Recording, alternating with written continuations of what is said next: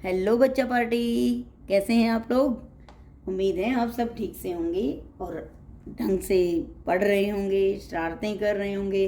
देखो, शरारतें करना बच्चों का ही काम होता है। करते हो ना शरारतें? हाँ, शरारतें ज़रूरी हैं, क्योंकि जब तक तुम्हारी शरारतें नहीं होंगी तो आपकी ग्रोथ कैसे होगी? क्या होगी ग्रोथ? फिजिकली आप स्ट्रॉन्ग कैसे बनोगे? ठीक है, तब आप शरारतें करोगे, खेलोगे, कूदोगे, तभी आप फिजिकली ग्रोथ हो पाओगे ना, बढ़ पाओगे। और फिर बढ़ पाओगे तो स्ट्रांग बन पाओगे। तो पढ़ते रहो, बढ़ते रहो। ठीक है, तो बढ़ोगे तो पढ़ोगे। तो आज हम स्टार्ट करते हैं पढ़ाई। अब हमारी शुरू होती है पढ़ाई, क्योंकि शरारतें तो आपने बहुत सी कर ली। शरारतों के साथ साथ अगर पढ़ाई भी हो जाए तो बहुत अच्छा है। ठीक है, तो आज हम पढ़ाई करते हैं। ठीक है, और आज का हमारा जो टॉपिक है वो है वाक्य। जैसा कि हमने पिछली वीडियोस में हमारा हिंदी का जो ग्रामर चल रहा है उसमें हमने क्या क्या किया? स्वर व्यंजन किया। ठीक है, उसके बाद हमने शब्दों वाला काम किया, शब्द हमने बनाना सीखे। तो शब्दों के बाद कौन सा टॉपिक आता है? वाक्य। और जो वाक्य जो होते हैं वो क्या है, वो आज हम करेंगे। उसको मैं आपको एक्सप्लेन करूंगी वाक्य क्या होते हैं। तो आज का हमारा जो प्रश्न है वो है, क्या है? वाक्य किसे कहते हैं? कौन सा प्रश्न है आज हमारा? वाक्य किसे कहते हैं। आज हम करेंगे वाक्य किसे कहते हैं। हमारा प्रश्न है वाक्य किसे कहते हैं। वाक्य किसे कहते हैं? आंसर है, शब्दों के सार्थक और व्यवस्थित समूह को हम क्या कहते हैं? वाक्य कहते हैं। क्या कहते हैं? वाक्य। तो अभी हम इसको हम शब्दों के सार्थक और व्यवस्थित समूह को हम क्या बोलते हैं? वाक्य बोलते हैं। क्या कहा जाता है उसको? वाक्य कहा जाता है। तो अभी हम इसका एक एग्जाम्पल ले लेते हैं। अब आपको एक उदाहरण के तहत बताते हैं। जैसे हम इसका एक एग्जाम्पल लेते हैं। जैसे राधा गाना गा रही है, ये कैसे लिखा हुआ है? सीधे रूप में।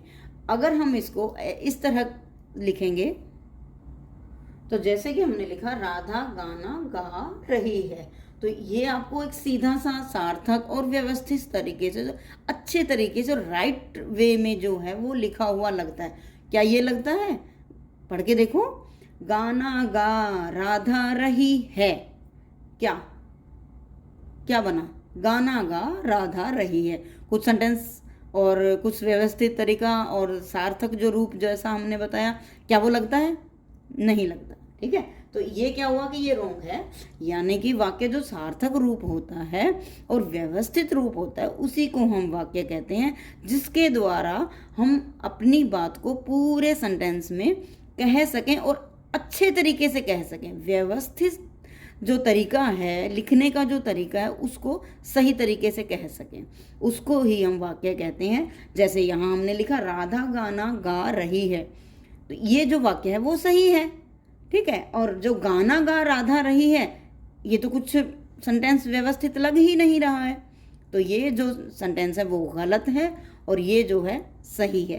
तो इसी सेंटेंस के रूप में जैसे हम इसको ऐसे लिखते हैं, तो वो ही हमारा जो व्यवस्थित रूप है और सार्थक रूप है वही सही है। और वाक्य के जो अंग होते हैं वो कितने होते हैं? 2 होते हैं। कितने होते हैं? वाक्य के अंग 2 होते हैं। कौन कौन से होते हैं? तो वाक्य के जो 2 रूप जो अंग होते हैं बच्चों, वो होते हैं उद्देश्य और विधेय। कितने प्रकार, कौन से अंग हुए? कितने, कौन से तरह के हुए? एक उद्देश्य हुआ, एक विधेय हुआ। वाक्य के जो अंग हैं वो 2 प्रकार के होते हैं। तो उद्देश्य और विधेय वाक्य के 2 अंग हुए। उसमें से उद्देश्य किसे कहते हैं बच्चों? उद्देश्य कहते हैं किसी वाक्य में किसी के बारे में कुछ कहा जाए तो उसे हम क्या कहेंगे? उद्देश्य कहेंगे। उसे क्या कहते हैं? उद्देश्य कहते हैं। तो वाक्य के जो अंग है उसमें से दूसरा अंग कौन सा है बच्चों? विधेय। क्या है? विधेय। अब विधेय क्या होता है? विधेय होता है किसी वाक्य में उद्देश्य के बारे में कुछ कहा जाए, उसे क्या कहते हैं? विधेय कहते हैं। क्या कहते हैं? विधेय कहते हैं। तो अब हम आपको बताते हैं कि उद्देश्य और विधेय को किस तरह से एक्सप्लेन करना है। इसको हम एक एग्जाम्पल के रूप में दिखा रही हूँ मैं आपको। कैसे? जैसे मैंने लिखा माता जी खाना बना रही हैं, तो यहाँ माता जी क्या है?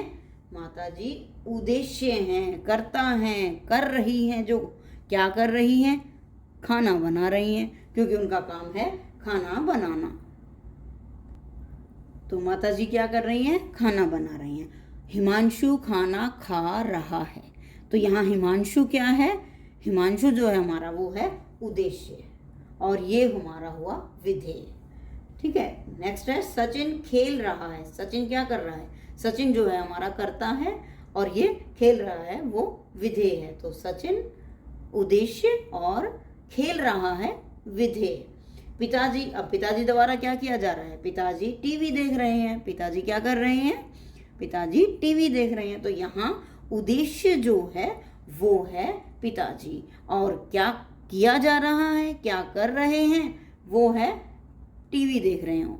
तो पिताजी टीवी देख रहे हैं, ये यहाँ उद्देश्य हुआ और ये विधेय हुआ।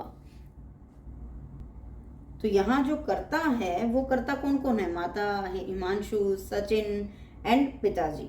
जो वो ये जो हैं वो क्या हैं? कर्ता हैं, उद्देश्य हैं। ठीक है। और ये जो किया जा रहा है उनके बाद, उनके द्वारा क्या काम किया जा रहा है? वो जैसे माता जी द्वारा क्या खाना बनाया जा रहा है, हिमांशु क्या कर रहा है? खाना खा रहा है, सचिन खेल रहा है, एंड पिताजी टीवी देख रहे हैं। तो ये क्या हुए? हमारे विधेय। और ये हमारे यहाँ सचिन, हिमांशु, माता जी जो भी हैं ये क्या हैं? ये हमारे उद्देश्य हैं। तो बच्चों आज हमने किया वाक्य किसे कहते हैं। वाक्य किसे कहते हैं? शब्दों के सार्थक और व्यवस्थित रूप को, समूह को हम क्या कहते हैं? वाक्य कहते हैं। और वाक्य के जो अंग हैं वो कौन कौन से हैं? उद्देश्य और विधेय। कौन कौन से हैं? उद्देश्य और विधेय। मैंने आपको सब एग्जाम्पल के साथ साथ बताया है कि ये जो है उद्देश्य हैं और ये अपना विधेय हैं। यानी कि उद्देश्य क्या होता है? उद्देश्य होता है जिसके बारे में बताया जाता है। उद्देश्य क्या होता है? जिसके बारे में बताया जाता है उसे उद्देश्य कहते हैं। और उद्देश्य के बारे में बताया गया वाक्य जो है वो विधेय कहलाता है। क्या कहलाता है? विधेय कहलाता है। तो बच्चों आज का टॉपिक हमारा वाक्य और वाक्य के अंग यहीं समाप्त होता है। मिलते हैं नेक्स्ट वीडियो में, और अपनी पढ़ाई ध्यान से कीजिएगा, सब आराम से प्यार से खेलिएगा। ठीक है। तो मिलते हैं हम नेक्स्ट वीडियो में, तब तक के लिए बाय बाय।